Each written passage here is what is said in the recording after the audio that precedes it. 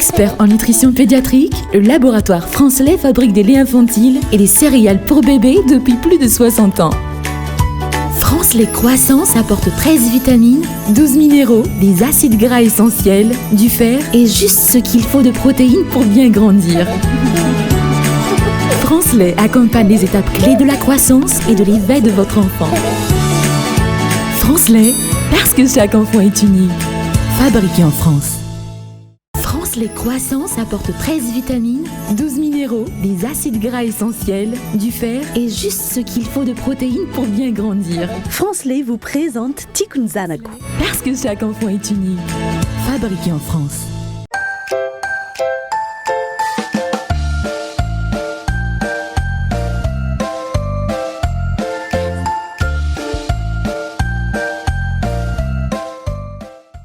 Faltafoana amintsika rehetra indray ato anatin'ny fandarana Tikkun Zanako no hitondrana ianao amin'izao ora sy fotoana izao. Mazava ho azy resakantsika momba ny zazakely ao anatiny ihany koa ny fitezana. Raha toa tamin'iny herinandro iny ka resaka fampandroana zazintsika dia somary mifamatitra kely amin'izay indray ny info conseil antsika androany satria dia hiresakantsika mahakasika an'izany érythème fessier izay.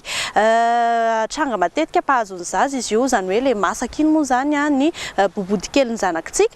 Miaraka amin'ny docteur Mamy Artsika pédiatre anankiray izay efa mahafantatra sy afaka mizara bebe kokoa amintsika hoe inona avy ny fomba atao raha ohatra ka tratra izay tranga izay na érythème fessier izay ny zanantsika. Daholo raha antsika avy hatrany ny fanadihadiana.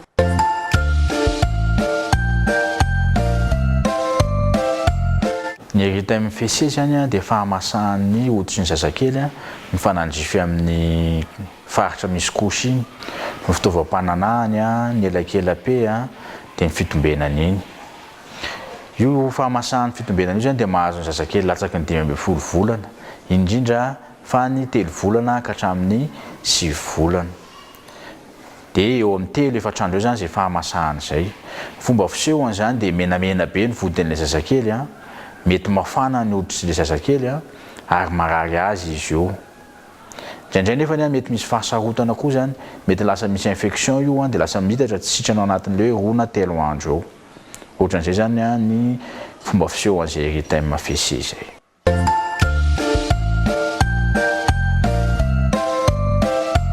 Ny antony tena mahatonga an'ilay érythème fessier zany ny fahamasahan'ny vodin-jaza dia ny fikosokosehana ela be ny kaka sy ny pipi amin'ny vodin-jaza zany fakasokasohana eo zany. Mahatonga an'izay dia mety hoe ela loatra vao esorin'ilay mama n'ilay kosin'ilay zazakely na dia hita fa nisy kaka na nisy pipi tao. Indraindray koa ny zazakely mety hoe mivalana dia miova kely ny fangaron'ny kaka iny lasa maherihery kely iny mety matetika be izy mikaka dia lasa masaka ny vodin'ilay zazakely. Indraindray ilay kosy mety hoe tery loatra ny nampanaovina anazy na mety kosy tsy mifanaraka amin'ny lanja na ny angezan'ny zazakely izy dia mikasokasoka atao dia lasa masaka ny vodin'ilay zazakely. Fa ankoatran'izay koa moa zany ny fampiasana misy an'ilay tatin-jaza ireny zany dia mety misy hoe savony tsy zakany na misy produit natao tamin'ilay lamba zany dia lasa tsy zakan'ilay vodin'ilay zazakely ilay izy. Misy ny resaka tena hoe allergie mihitsy zany. Dia misy koa ny lingety sasany misy alcool dia vao kosokosoka eo izy mety zakan'ilay zazakely dia lasa masaka avy eo ny vodin'ny zazakely. Dia antony anankiray koa zany raha ohatra ka hoe nihinana antibiotika ilay zazakely dia lasa misy miova amin'ny vatan'ilay zazakely ny any amin'ny kibony na any amin'ny ilay kakany dia iny koa zany mampatonga an'ilay hoe érythème fessier amin'ny zazakely.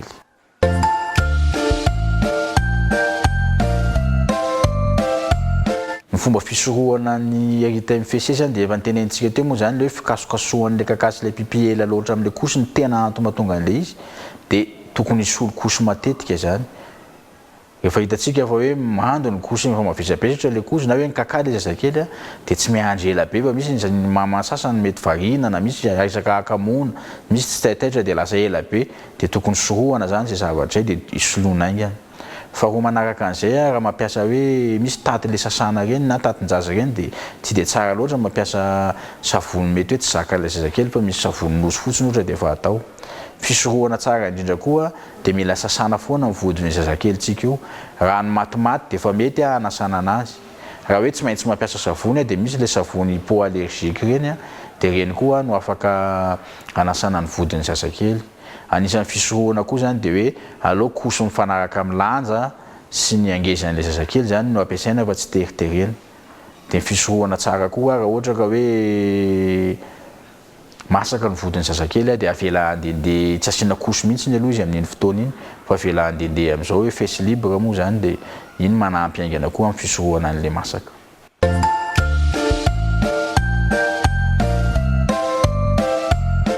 Rehefa tonga eo amin'ilay hoe fahamasahan'ilay vody mihitsy zany rehefa hoe masaka ny vodin'ilay zazakely dia ny anankiray teneniko teo zany aloha avela amin'izao aloha izy tsy asiana koso tsy asiana lamba fa avela mandendehany fotsiny izy fa tsy ataony mirivotra be aloha. Dia asiana koso na zavatra miaro zany anelanelan'ilay fitombenan'ilay zazakely sy ny koso ilay taty. Dia ny zavatra azontsika ampiasaina amin'iny zany dia misy n'ilay crème manazaingy reny be da be, misy ny crème change, ndraindray koa afaka asiana menaka kely koa na hoe vaseline kely manamandomando sy manisy barrière kely zany amin'ilay hoditra marary sy le koso aty ivelany na le taty ampiasaintsika amin'ilay zazakely. Dia tokony ho vetivety ihany zany dia tonga le fahasitranana amin'iny. Raha dia masaka ny vodin'ilay zazakely fa raha ohatra hoe tsy sitrana aingana izy dia tokony hijery dokotera satria mety misy zavatra hafa ao anatin'izay fa mety tonga any amin'ilay fahasarotantsika.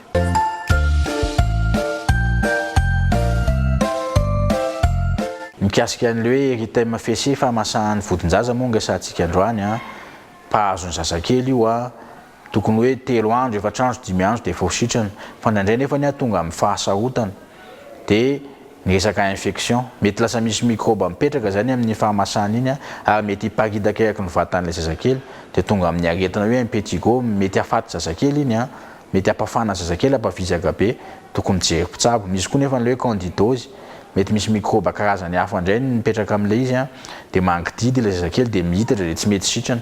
Rehefa tonga ireny zavatra ireny dia tokony hijery mpitsabo aingana antsika fa tsy tazomina ela be fa ndraindray lasa mihitatra be mihitsy ilay izy dia fahasarotana ratsy. Dia tsotra be koa le fisorohana le vodiny zazakely le niteneniko teo le hoe mila mijerijery zany le mama fa tsy avelo fotsiny le koso dia fanoloana anazy matetika zany fanasana anazy amin'ny rano tsotra fotsiny zany dia ahafahantsika misoroka le fahamasahana vodiny menaky antsika ireny. Le astuce de grand-mère moa zany misy karazany maro raha ohatra hoe le mahasolo izy dia tsy maninona hitantsika any amin'ny réseaux sociaux any Facebook reny zany mety misy manoro hoe sasao amin'ny rano kely asio menaka kely zay zao tsy maninona zay fa raha efa tonga any amin'ilay complication niteneniko teo fa impetigo be na candidose be mihitsiny dia tsy mety tsony le remède de grand-mère sy le torohevitra be da be eo fa manatona mpitsabo ihany.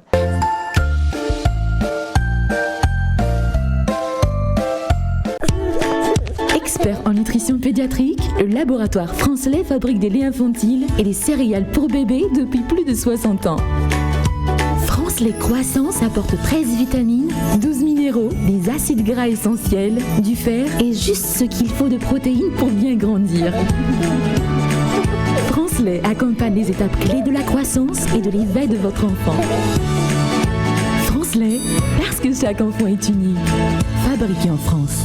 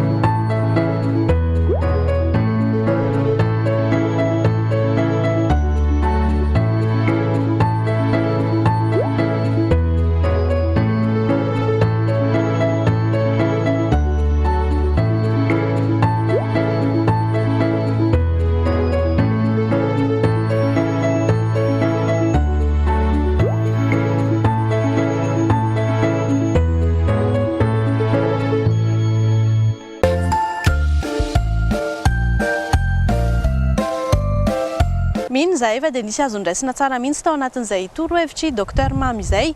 Eto kosa indray isika arany dia hiditra kely ao anatin'ny fanabeazana. Anisany hoe manamora ny fanabeazan'ny zaza sy mora raisin'ny zaza ny amin'ny resaka lalao. Izany hoe rehefa apita fanabeazana zany ianao dia misy ireny karazana lalao samihafa ireny.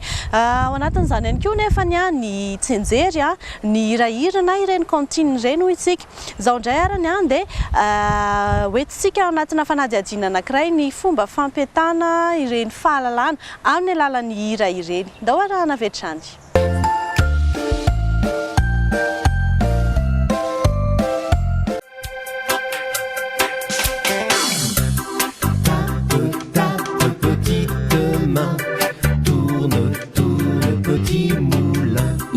zaza ny tsy nahay an'izay iry izay tamin'ny fahazazany. Manandanja lehibe eo amin'ny fanabeazana ny zaza tokoa ny hira na ny cantine, indrindra ho an'ireo zaza latsaky ny enitaona. Maro ny zavatra atao any amin'ireny toeram-pibeazana-dreny. Anisan'izany ny famakiana boky, manao travaux manuels, lalao sy ny sisa. Fa isan'andro dia tsy maintsy misy fotoana kely foana ampianarana ny ankizy irairay. Ny hira tokoa dia fomba na fitaovana iray entina ampitana sy ampianarana ny zaza zavatra maro. Ny fahalalam-pomba, ny isa, ny loko, ny karazam-biby, ny zavatra hita manodidina azy sy ny sisa. Mora mandray kokoa ny zaza rehefa amin'ny alalan'ny hira ny zavatra atao. Teto izao ny fahalalam-pomba sy ny zavatra atao any ampianarana no nampitaina tamin'izy ireo.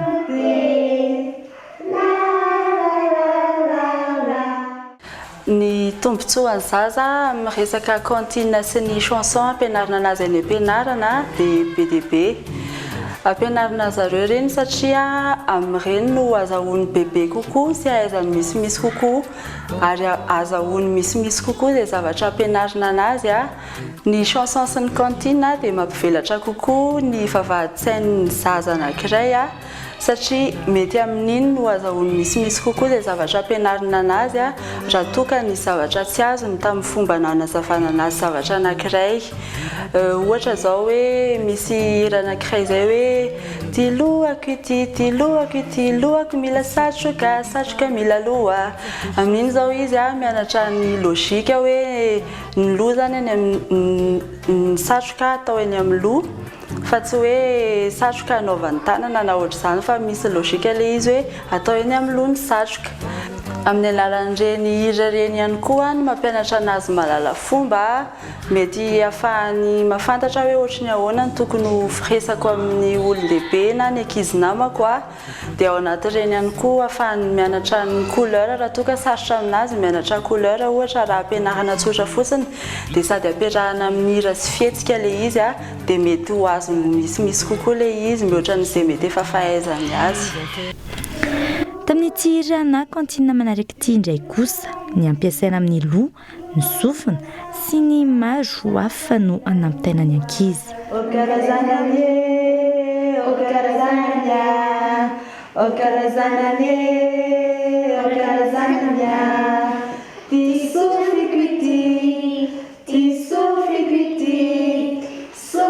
Azo entina anabeazana tsara ny hira.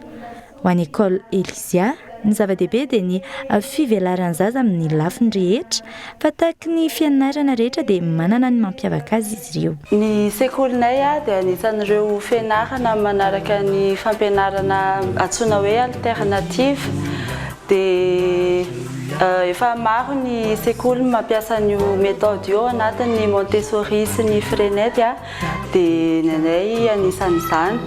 Ny zavatra mampiavaka amin'ny sekoly nahazatra antsika hatramin'izay dia ny amin'izay fomba fampianarana izay dia manana ny suivi personnalisé ny zaza tsirairay avy.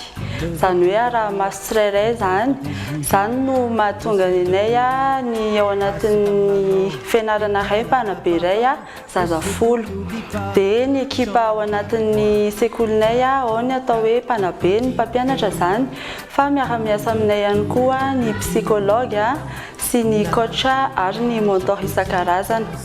Dia ankoatran'ny fianarana izany dia efa tafiditra ao anatin'ny activité any ankizy sy ny tafiditra ao anatin'ny écolage ny activité parascolaire isan-karazany. Ao anatiny ny art plastique mampianatra ny ankizy hikaroka sy hampiasan'ny tanany. Ao anatiny ihany koa ny découverte, ny expérimentation scientifique izay mampianatra ny ankizy ho tia karokaroka amin'ny fiainany fa tsy hanaraka fotsiny izay zavatra hitany eny fa mba hikaroka ihany koa izy. Dia ao anaty ihany koa afaka atao safidy ny danse classique na aikido na natation satria mifandray amin'ny fampivelarana ny vavahady-tsainany ankizy ny fikolokoloana ny vatana ihany koa dia mifandray daholo ireo zavatra rehetrarehetra ireo amin'ny fampianarana ny ankizy. Marina fa mandray zaza manomboka ny 3 taona ny fianarana ary amin'ny 7 ny volana septambra ho avy izao ny fidirana voalohany.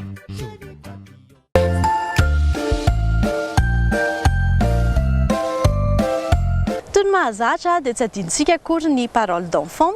Atao anatin'ny parole d'enfant fandraika amin'izay reportage narahantsika teo dia maro ireny hira tsenjery izay tena ankafizin'ny ankizy ireny. Eto indray ary isika dia andeha horenesintsika ireo ankizy ireo ao anatin'izany hoe tsenjery sy hira tiany indrindra izay.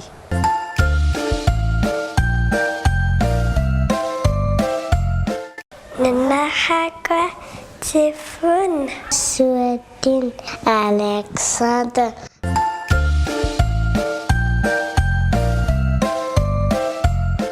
Bonjour les amis, qu'est-ce qu'on va faire aujourd'hui?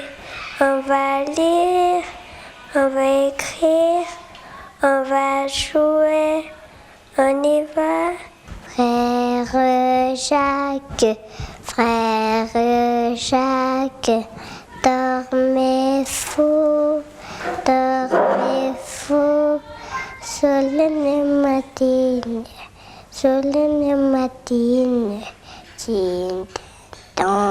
sing l'année happy for. Oh my soul, I worship your holy name. You are rich, left, and the shoulder to anger. Your name is good, and the harvest can for all. The sign keep singing. 10,000 easy for my heart to fight. Sing la name happy for. Oh my soul, I worship you.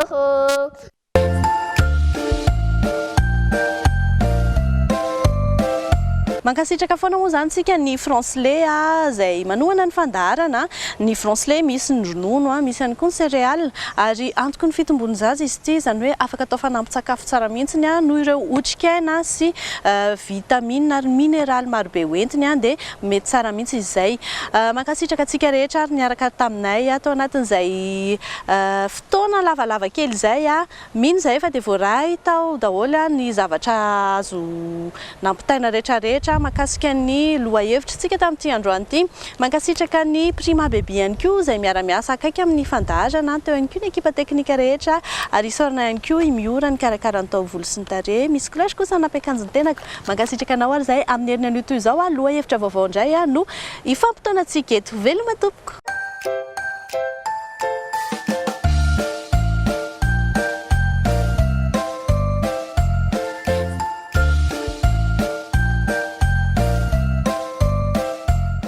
Les croissances apportent 13 vitamines, 12 minéraux, des acides gras essentiels, du fer et juste ce qu'il faut de protéines pour bien grandir. Francelais vous a présenté Tikun Zanako. Parce que chaque enfant est unique. Fabriqué en France. Expert en nutrition pédiatrique, le laboratoire Francelais fabrique des laits infantiles et des céréales pour bébés depuis plus de 60 ans. Francelais Croissance apporte 13 vitamines, 12 minéraux, des acides gras essentiels, du fer et juste ce qu'il faut de protéines pour bien grandir. Francelais accompagne les étapes clés de la croissance et de l'éveil de votre enfant. Francelais, parce que chaque enfant est unique. Fabriqué en France.